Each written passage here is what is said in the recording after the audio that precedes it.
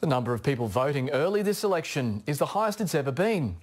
The latest figures show 3 million people have already voted.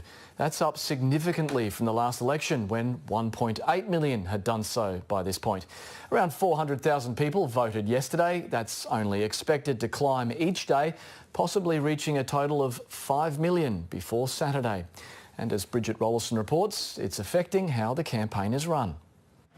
From the Victorian seat of Ballarat, where 1 in 5 people have already cast their ballot.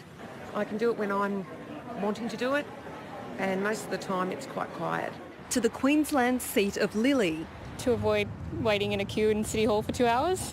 Voters are turning out early in record numbers, and it's changing the way politicians campaign. Well, you're seeing them less at train stations, you're seeing them less at community functions. It's giving candidates less of an opportunity to show themselves as the everyday person. Have you got a handshaking count or...? No. Instead, they're spending time at pre-poll centres. I've tried to be here every day, some days for half a day, a quarter of a day, and more recently a full day. Politicians need to be aware that the climax of the campaign is continual. So they need to make sure that, if they have big policies, if they have big things they want to sway voters with, they need to get it at the start of the campaign. It means Australia no longer has a single election day.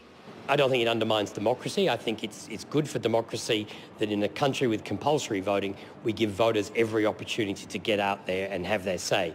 Around the country, Ballarat has the highest number of pre-poll votes, followed by St Albans in the seat of Fraser.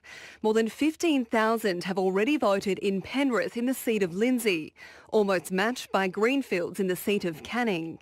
One of the lowest number of pre-poll votes has been in Cloncurry in the seat of Kennedy. The AEC says the pre-polling trend could mean the election result is delayed. Well, my understanding is that Parliament is actually going to examine this issue after the election to see what the impact of the increase in early voting is. So a vote now means a longer night on Saturday. Bridget Rollison, ABC News.